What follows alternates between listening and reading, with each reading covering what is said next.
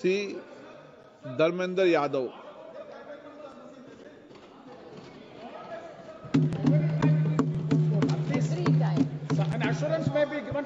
धन्यवाद सभापति। माननीय अध्यक्ष जी, मैं समझता हूं इस बजट के अंदर देश के जो सबसे ज्यादा आबादी, जिनका जीवन 60% से ज्यादा खेती और किसानी पर निर्भर है, उस मंत्रालय की चर्चा में आपने मुझे बोलने का मौका दिया। अध्यक्ष जी, आपका बहुत बहुत आभार व्यक्त करते हैं। अध्यक्ष जी, आपके माध्यम से हम आभार व्यक्त करना चाहते हैं अपने राष्ट्रीय अध्यक्ष आदरणीय अखिलेश यादव जी का भी, जिन्होंने पार्टी की ओर से मुझे यहाँ पर किसानों के मुद्दे पर अपनी बात को कहने का मौका दिया। अध्यक्ष जी, राष्ट्रपिता महात्मा गांधी जी कहते थे कि भारत की आत्मा गांव में बसती है, और भारत की आत्मा जब गांव में बसती है तो गांव की तरक्की और खुशहाली के बिना देश की तरक्की संभव नहीं है। श्रद्धेय नेताजी ने हमेशा कहा कि भारत की तरक्की और विकास का रास्ता अगर कहीं से निकलता है तो खेतों और खलिहानों से निकलता है। अर्थव्यवस्था के बहुत बड़े बड़े विद्वान इस सदन में मौजूद हैं। श्रद्धेय नेताजी ने हमेशा कहा कि अगर देश की अर्थव्यवस्था को दुरुस्त करना है तो किसानों को आप संपन्न कर देंगे तो बाजारों की भी वैल्यू बढ़ जाएगी, लोगों की परचेजिंग पावर भी बढ़ेगी और देश की अर्थव्यवस्था भी बढ़ेगी। सभापति जी, माननीय वित्त मंत्री जी द्वारा जब बजट पेश किया गया तो माननीय अध्यक्ष जी, तो लगातार ये कहा गया अब तक का सबसे बड़ा बजट है, 50 लाख करोड़ से ज्यादा का बजट है। लेकिन उन बजट पत्रावलियों को जब देखा गया और पत्रावली में जब कृषि एवं किसान कल्याण मंत्रालय के बजट को देखा गया तो अध्यक्ष जी बड़ी निराशा हुई। केवल 2.7% बजट का हिस्सा इस मंत्रालय को दिया गया। जो पिछले समय में बजट मिल रहा था उसमें भी सभापति जी 2.8% की कमी सभापति जी इसमें कर दी गई। इसलिए मैं समझता हूं बीजेपी के लोग, ये एनडीए की सरकार भाषण चाहे जितना दे ले किसानों के लिए, लेकिन दिल में किसानों के लिए नफरत लेके बैठे हुए हैं। अगर नफरत लिए न बैठे होते तो इतने बड़े बजट में किसानों के लिए बजट में कटौती क्यों की जाती।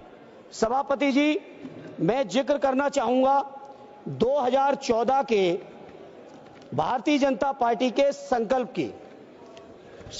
2014 में संकल्प पत्र जो जारी किया गया था, उस संकल्प पत्र में कहा गया था कि स्वामीनाथन जी की जो रिपोर्ट है। आपके पास आज कागज बहुत है, लेकिन बोलना संक्षिप्त में है सर, संक्षिप्त में बोलना है।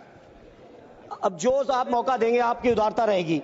सभापति जी, 2014 के संकल्प पत्र में कहा गया कि स्वामीनाथन जी की सिफारिश के अनुरूप जो किसानों की लागत है, जिसमें लागत में श्रद्धेय नेताजी कहते थे और उसी बात को स्वामीनाथन जी ने भी कहा, किसान की अपनी मेहनत, अपने परिवार की मेहनत, उनके जो पशुओं की मेहनत, खेती की जो वैल्यू है उस वैल्यू का जो मार्केट में ब्याज होना चाहिए, सारी की सारी चीजों को अगर मिला लें, जिसको स्वामीनाथन जी ने फार्मूला दिया था C2 का, C2 प्लस 50%, माने लागत का 1.5 गुना समर्थन मूल्य।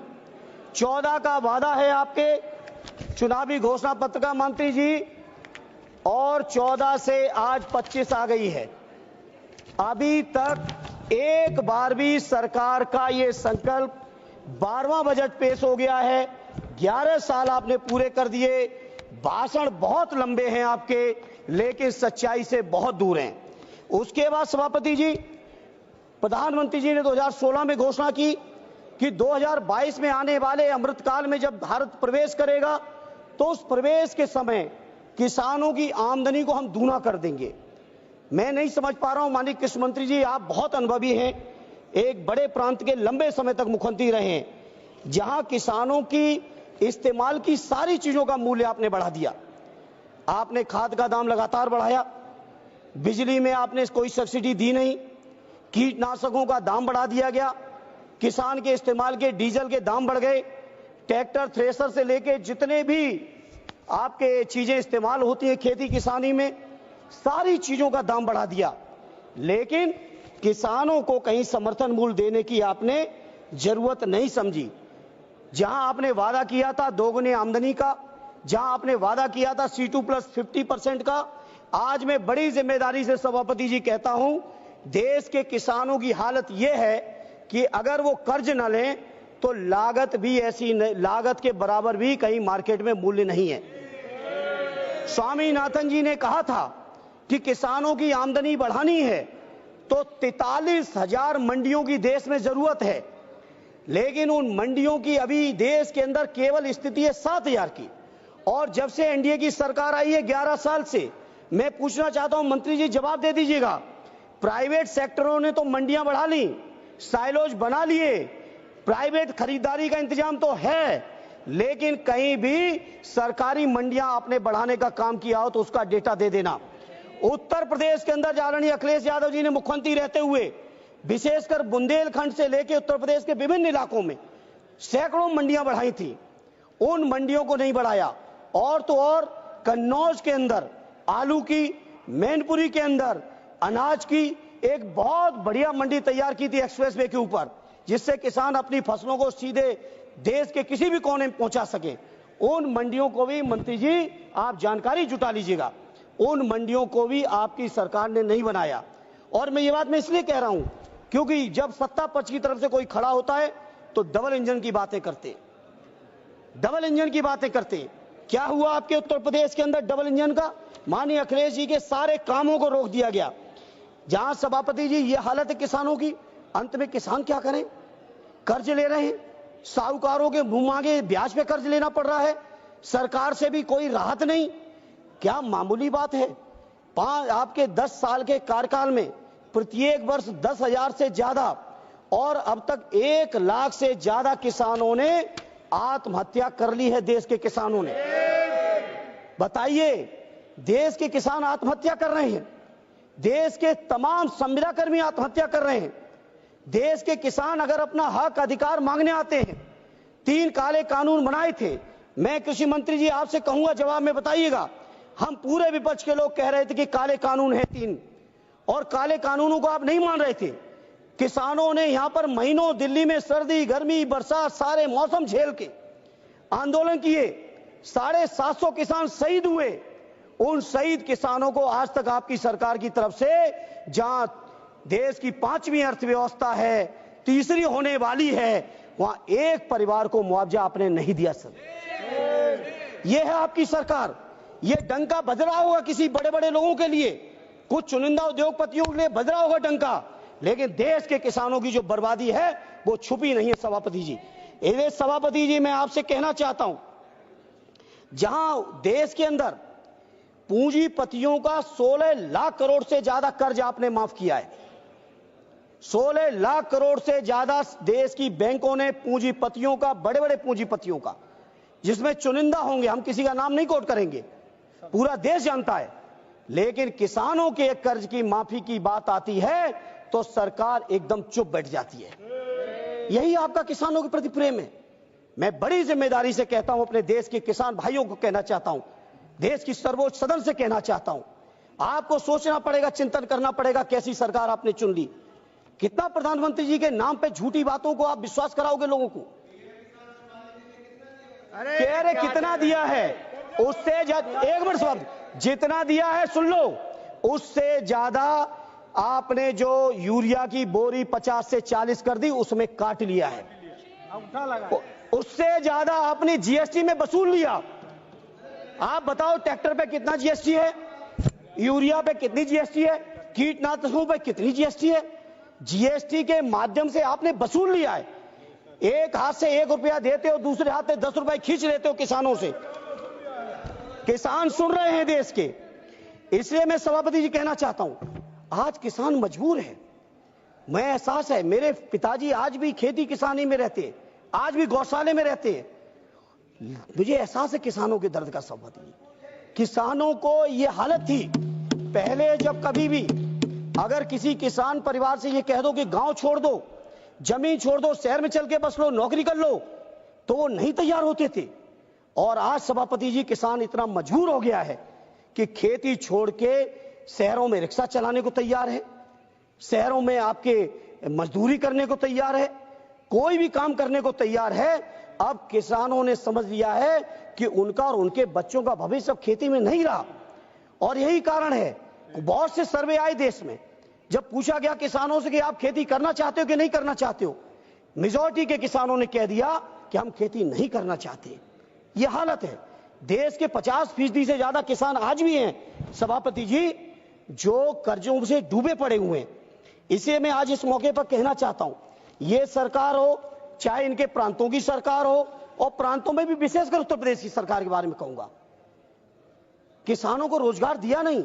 हां, एक रोजगार माननीय मंत्री जी आपकी सरकार ने किसानों में दे दिया, और किसान परिवार के सभी लोगों को दे दिया, चाहे 2 डिग्री टेम्परेचर हो, 3 डिग्री टेम्परेचर हो, कोहरा हो, तुषार हो, बारिश हो, मूसलाधार बरसात चल रही हो, या गर्मी की तपन हो 50 डिग्री से ऊपर की, हर परिस्थिति में किसान परिवार की महिलाओं को, किसान परिवार के बच्चों को, किसानों को स्वयं अपने खेतों की रखवाली करनी पड़ रही है पूरे उत्तर प्रदेश के अंदर छुट्टा जानवरों से। यह हालत कर दिया आपने किसानों की।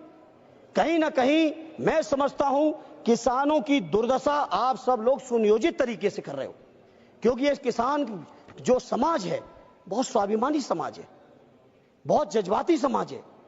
ये सरकार की गलत नीतियों का जम के विद्रोह और विरोध भी करता है।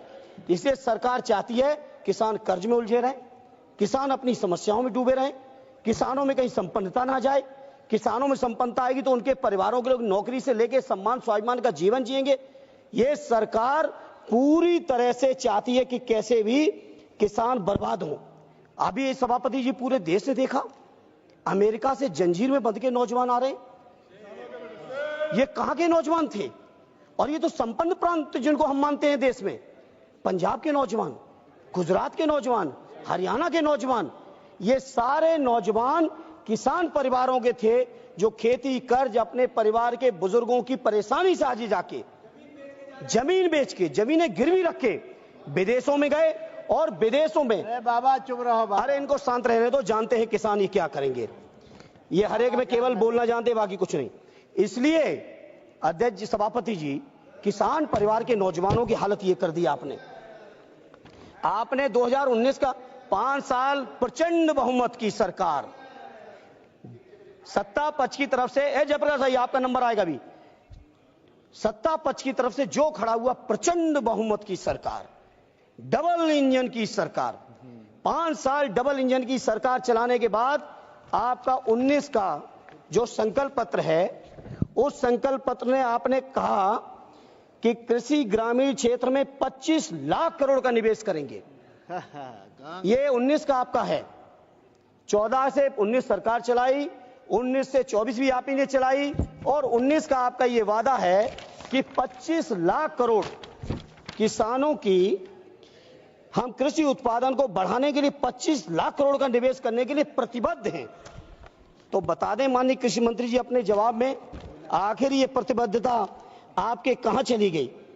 उसी के साथ ये भी बता दें माननीय मंत्री जी कि आखिर आपने 2022 जो कि आजादी के अमृतकाल का प्रवेश साल था, उसमें आपने वादा किया था आमदनी दूनी का। आज हम 25 में बैठे हैं, अमृतकाल के भी 3 साल गुजर गए हैं। एक किसान का नाम देश में बता दीजिए सभापति जी, बड़ी जिम्मेदारी से कह रहा हूं माननीय मंत्री जवाब में, और कि इस किसान की आमदनी पहले इतनी थी आज इतनी हो गई। घट गई नहीं, ये बताएं मंत्री जी, कुछ किसान की डबल कर दिए 16 से 22 के बीच में। हम तो 25 में ये सवाल कर रहे हैं, और इसलिए हुई है क्योंकि किसानों की सारी जरूरत की चीजें महंगी, उन पे टैक्स बढ़ेगा, और किसानों के जब फसल जाएगी तो मंडियां चलेंगी नहीं, है ही कम, जो है वो चलेंगी नहीं, चलेंगी उनमें बहुत सारे दलाल लोग बैठे हैं। किसान अगर सीधे मंडी में देना चाहेंगे तो नहीं देंगे, दलालों के रास्ते से अगर किसानों की उपज जाएगी तो वो चली जाएगी। एमएसपी की घोषणा आपने की है, हम इनकार नहीं करते, लेकिन आप मंत्री जी, आप पे डेटा होगा, आखिर उस एमएसपी का लाभ कितने लोग ले रहे हैं? क्या उस एमएसपी के आकलन के समय आपने कहीं भी किसानों की लागत का आकलन किया था? जो स्वामीनाथन जी ने रास्ता दिखाया था, उस रास्ते पर कभी आप चले थे क्या? ये मैं आपके माध्यम से जानकारी लेना चाहता हूं सभापति जी।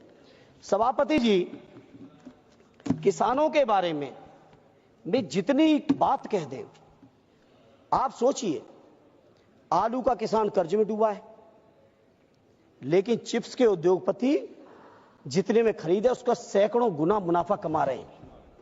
बताओ ये सच्चाई नहीं है? बताइए। मेरा तो कन्नौज, फर्रुखाबाद, मैनपुरी, फिरोजाबाद, अब तो बदायूं में भी बहुत आलू होने लगा है। आलू के किसान परेशान हैं और चिप्स वाले पैसे कमा रहे हैं। धान के किसान परेशान हैं, लेकिन उनसे बनने वाले जो प्रोडक्ट हैं वो पैसे कमा रहे हैं। गेहूं का किसान परेशान है, मक्का का किसान परेशान है, लेकिन पॉपकॉर्न जब बेचने वाले लोग कहां तक पहुंचे जा रहे हैं? नमकीन बनाने वाली कंपनियां कहां तक चली जा रही हैं? तो आखिर ये आपका जो है किसानों के लिए जो नीतियां हैं, जो कार्यक्रम, आखिर किनके लिए है? किसानों को तो केवल एक बहाना, झुंझुना दिखाया जा रहा है।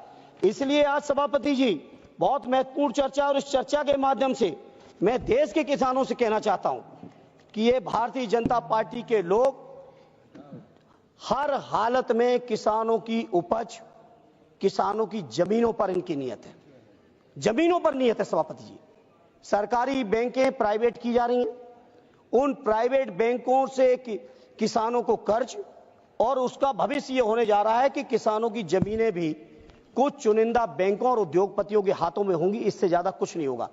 इसे सभापति जी, में जो किसानों के तमाम आंदोलन चले हैं, विशेषकर हरियाणा, पंजाब, दिल्ली, पश्चिमी उत्तर प्रदेश के किसान भाइयों के, उन आंदोलनकारियों का अपनी पार्टी आदरणीय और समाजवादी पार्टी और माननीय अखिलेश यादव जी की तरफ से, अजय जी अभी तो शुरू किए हैं, ये तो शुरुआत है।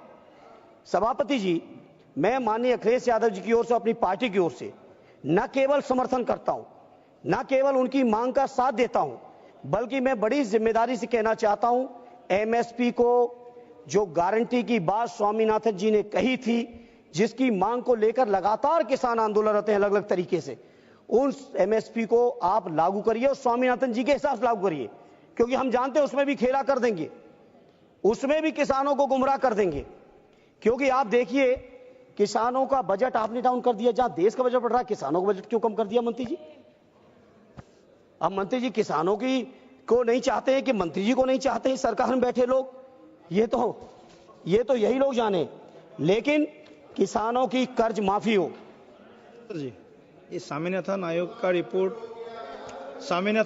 रिपोर्ट कब आया, कब बनाया, किसने बनाया जी? स्वामीनाथन आयोग जो बना, हाँ, कब बनाया और कितना साल हो गया, थोड़ा वो भी बता दीजिए। नहीं, स्वामीनाथन जी की रिपोर्ट तो आ गई थी 6 में। अच्छा, अरे हम सभापति जी क्यों नहीं हम गलत कहेंगे? बता दीजिए थोड़ा। आदरणीय सद्य नेताजी माननीय अखिलेश यादव जी के नेतृत्व में जी, उस समय के कृषि मंत्री से जाके हम लोग भी मिले थे जी, लेकिन 14 से में तो आपने सारा कुछ बदलने का वादा किया था। वादा तो आपका था, से सौदा, वादा तो आपका था, अरे वादा तो आपका था, ये वादा तो आपका था, ये वादा किसका था? ये काबिल है बोलने के लिए। और क्या कहते थे? ये काबिल है। हम कभी सभापति जी, सद्य नेताजी ने माननीय अखिलेश जी ने जो संस्कार दिए, हम कभी किसी व्यक्ति का नाम लेके कभी टिप्पणी नहीं की जीवन में, और न करेंगे। लेकिन एक बात जो आपकी है वो कोट कर रहे हैं, आप ही लोग कहते हैं मोदी की गारंटी, मैं नहीं कहता हूं, ये बीजेपी के लोगों को कहते हैं। तो आखिर प्रधानमंत्री जी की गारंटी किसानों के लिए कहां चली गई? कहां चली गई किसानों के लिए? इसलिए जहां आप इधर की बात कर रहे हैं, इधर की कर रहे हैं, अरे हो सकता कुछ कमी रह गई तभी हम लोग इधर आ गए, लेकिन आपने क्या किया? आपने क्या कर दिया?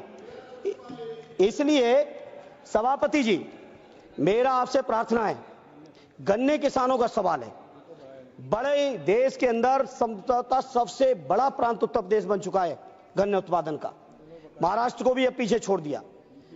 गन्ना उत्पादन के मामले में हमारे राष्ट्रीय अध्यक्ष आदरणीय अखिलेश जी जब मुख्यमंत्री थे तो 5 साल के कार्यकाल में 90 रुपए गन्ने का समर्थन मूल्य बढ़ाया था। और ये जो डबल इंजन की सरकार है, जिसमें हर चुनाव में प्रधानमंत्री जी सहित पूरे के पूरे दर वाले गए, प्रचार में, प्रसार में, वादों में, भाषणों में, 8 साल में 30 रुपए, 17 में 10 रुपए बढ़ाए, और 22 के विधानसभा चुनाव आते आते 20 रुपए और बढ़ा दिए थे। 8 साल में केवल 30 रुपए गन्ने का समर्थन मूल्य बढ़ाया, और वो भी समर्थन मूल्य बढ़ाना तो एक बात, इसमें वादे हैं, भाषण समय कम देंगे आप। वादे इन्होंने किए कि 15 दिन के अंदर गन्नों का भुगतान करेंगे, नहीं तो ब्याज देंगे। ये भाषण है, ये वादे हैं, घोषणा पत्र है। ब्याज तो छोड़िए, किसानों का मूल सालों साल नहीं मिल रहा है, सालों नहीं मिल रहा है।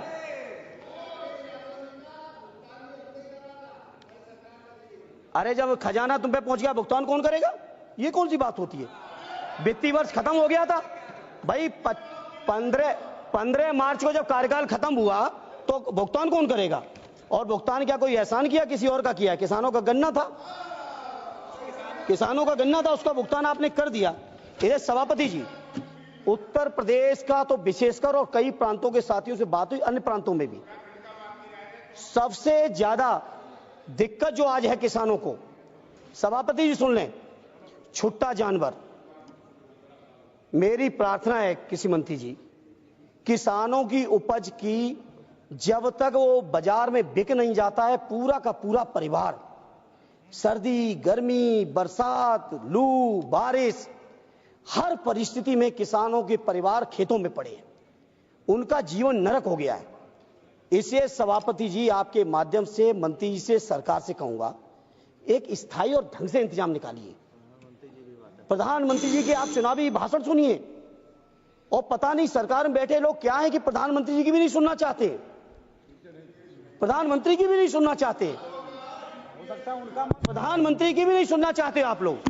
केवल धर्म के नाम पर मंदिर, मस्जिद, हिंदू मुसलमान नफरत फैला के, आपको अगर लग रहा है, केवल लग रहा है कि इस तरह से जनता का विश्वास जीत लोगे, तो देश का जनमानस, देश का किसान जाग चुका है। इसे मेरी प्रार्थना है, बहुत महत्वपूर्ण क्षेत्र है, बेरोजगारी का आलम पूरा देश जानता है। आज भी खेती, हमारा क्षेत्र ऐसा है 60% से ज्यादा लोगों को रोजगार दे रहा है। आखिर वो रोजगार देने वालों को मानते, आज अगर कृषि मंत्री जी 60% रोजगार मिल रहा है तो 30% ही ले आते बजट। कृषि अनुसंधान पे आपने कम कर दिया बजट, कृषि बजट आपने कम कर दिया, जीएसटी आपने बढ़ा दी। तमाम तरीके के किसानों के सामने जो चुनौती है, कहीं आपका मंडी का चैन बन नहीं रहा है, कोल्ड स्टोर का चैन बन नहीं रहा है, मार्केट कहीं बंद नहीं रहा है, सिंचाई का कहीं इंतजाम है नहीं। तो ऐसी तमाम चीजें हैं सभापति जी, जिनको मंत्री जी को और सरकार को सोचना चाहिए, और नहीं सोचेंगे तो सभापति जी मैं आपको कहना चाहता हूं कि देश के किसान परिवार में बैठे नौजवान बहुत जागरूक हैं, और आने वाले समय में अपने अपने तरीके से लोग जवाब देंगे आपको। इधर सभापति जी, किसानों की तरफ से मैं एक बात कहते हुए अपनी बात को खत्म करूंगा, क्योंकि आपकी भी घंटी हम बार बार नहीं सुनना चाहते, और भी हमारे साथी बोलने को पीछे हैं। बीजेपी के लोगों को लगता है किसानों की स्थिति बहुत अच्छी है। सच्चाई यह है, कृषि विकास दर से लेके, कर्ज से लेके, आत्महत्याओं से लेके, उनके ब्याज से लेके, मंडी से लेके, जीएसटी से लेके, उनके ऊपर मुकदमों से लेके, आप सोचो कि पंजाब के किसान चलते तो हरियाणा सरकार रोक देती है।